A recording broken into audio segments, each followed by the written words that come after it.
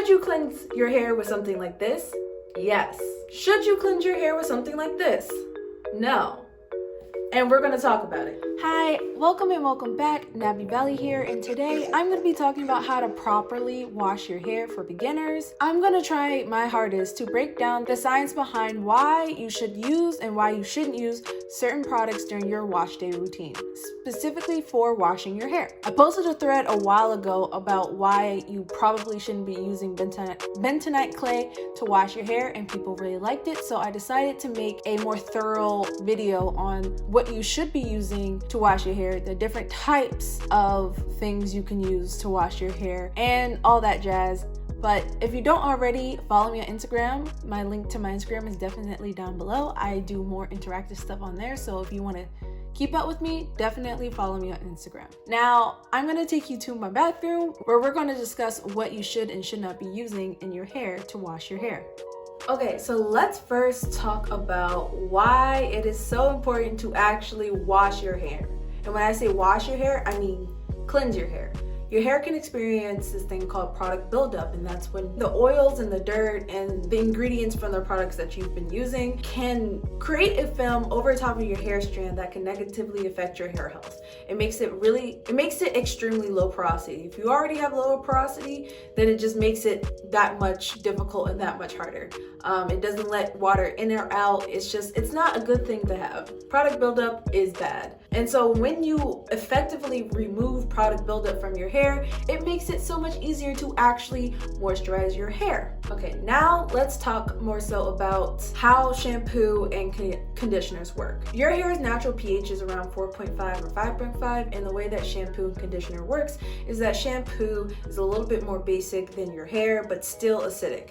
What I mean is it's before 7, so anything from 0 to 7 is acidic, anything from 7 to 14 is basic on the pH scale. So shampoo is usually around the 5 to 7 range, and the harsher the sulfate in the cleanser, the closer it is to 7, if that makes sense. And your conditioner is supposed to be more acidic than the shampoo.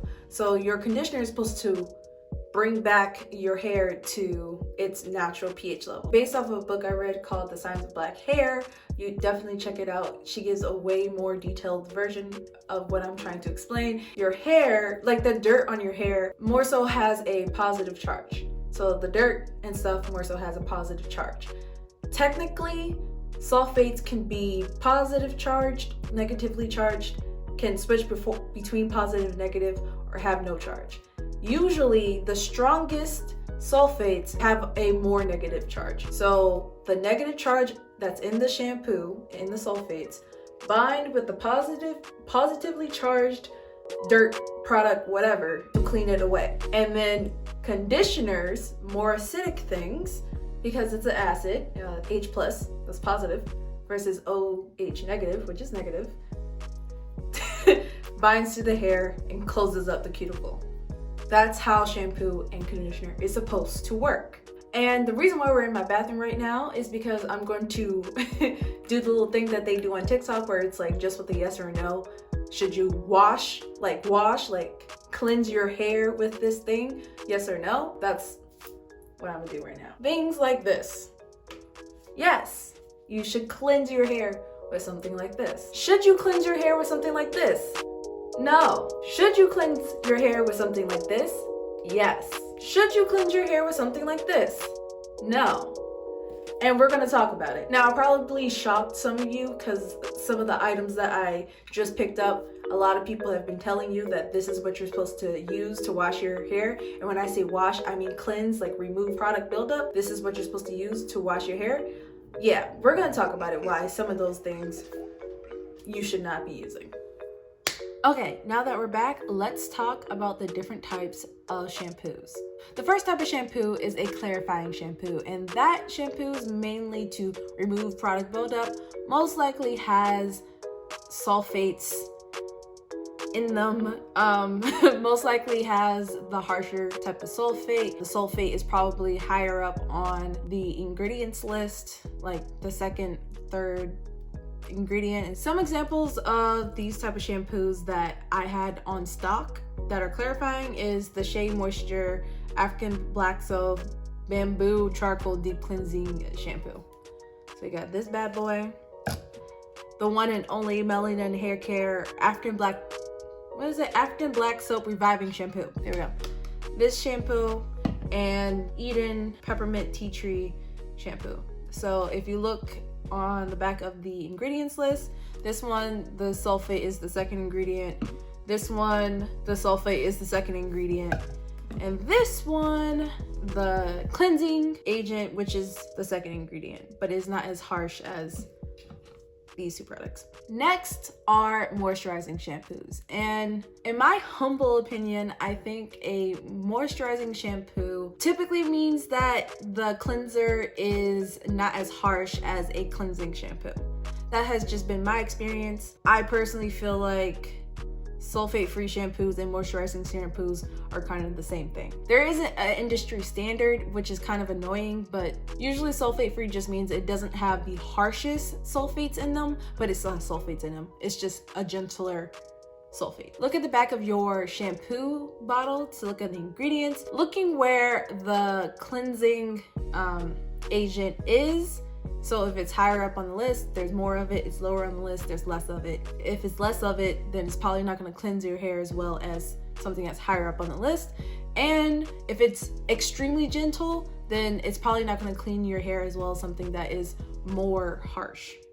These are all things you can look up. It's really easy. Just look at the back and just type in the words that you think might be the cleansing agent, and Google will tell you. That's what I did. Here are some examples of sulfate-free / moisturizing shampoos. Is the Eden Body Works Papaya Castor scalp cleanser, so this one, and the TGIN Moisture Rich Sulfate-Free Shampoo, this one.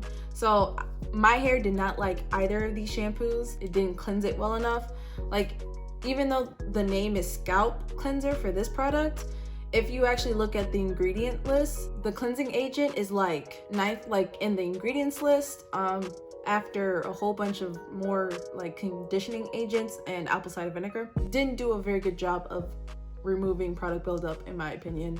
And I would more so categorize this shampoo as a moisturizing or a sulfate-free shampoo, not a cleansing scalp thing at all, ever. No.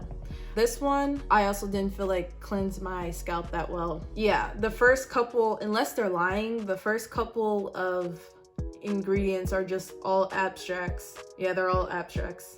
So yeah, if that tells you anything. So, okay, now let's talk about co-washes. I don't co-wash ever. I don't buy co-washes. It's just not a product that I'm using.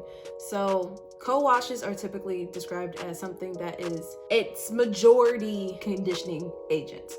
So remember earlier when I talked about how shampoo and conditioners work, how shampoo is more negative and binds to positively charged dirt and cleans it off, and conditioners are more positively charged, more acidic, binds to the hair and closes out the cuticle, right? So when you use something like co-wash that is majority conditioner, it's not cleaning anything. Something that was just so funny to me is that like everybody likes to make fun of men for using the 2-in-1 Head and Shoulders shampoo and conditioner, but that's basically what co-wash is. So I don't know why we're hating on the dudes, but yeah. As a low porosity person, I can't do co-washes. I did that for a year. My scalp literally hated me. It's not for me. But if you have high porosity, sure, maybe that's for you, but it's not for me. Okay, now I'm going to talk more so about why you should not use apple cider vinegar or bentonite clay to cleanse your hair. Emphasis on the cleansing part, okay? For bentonite clay, this bad boy right here. I've noticed that many people use it as a detox, but then they're also like, well, I also use it to cleanse my hair. Bentonite clay on its own is very basic. Bentonite clay's pH by itself is between 8.3 and 9.1, right? So that's way more basic than the pH of a shampoo. Just to keep that in context, bentonite clay has a similar pH of baking soda, which is 9, or like hair lightening bleach, which is 8.5 to 10.5, and like a similar pH of a relaxer, which can be a pH of 10 all the way up to 14. Depends on how severe the relaxer is. So basically anything that is basic or alkaline can blow open your cuticle, right? And the only reason why I'm saying this product right here should not be used as a cleanser, because this is way too harsh. Even if you do add water or apple cider vinegar, unless you are testing out the product with like a pH tester, you run the risk of basically destroying your hair's cuticle using this product.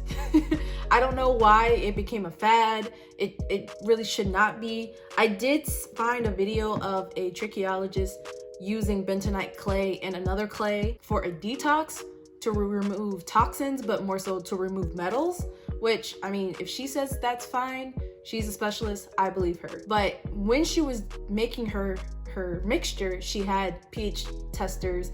She used an additional clay that had a higher pH to off balance this significantly low pH. I'm not saying you shouldn't use this as a detox. It probably works as a detox. All I'm saying is that you probably shouldn't be using this weekly as a cleansing agent. Before we move on to the next item, I do want to say that bentonite clay technically can help low porosity people open up their cuticle to let more product in, to better define their curls, to hydrate their curls or whatever. Technically that is correct, but if you use it too often, over time you will probably destroy your cuticles. So if you're going to use this product, probably don't do it every week or every 2 weeks. Maybe like once every month or once every 3 months. Just you don't need to be using it every week. That's probably not healthy. Okay, and the next product we're going to be talking about that it doesn't cleanse your hair is apple cider vinegar. So remember my example at the beginning of this video when I talked about how shampoos are typically more basic and conditioners are more acidic, right? Yes. Apple cider vinegar is actually very acidic. It is more acidic than our hair. If we know that basic ingredients, basic products is what cleanses our hair, and we know that acidic products close our cuticle but don't necessarily cleanse our hair, then we know that apple cider vinegar does not remove product buildup. It does not.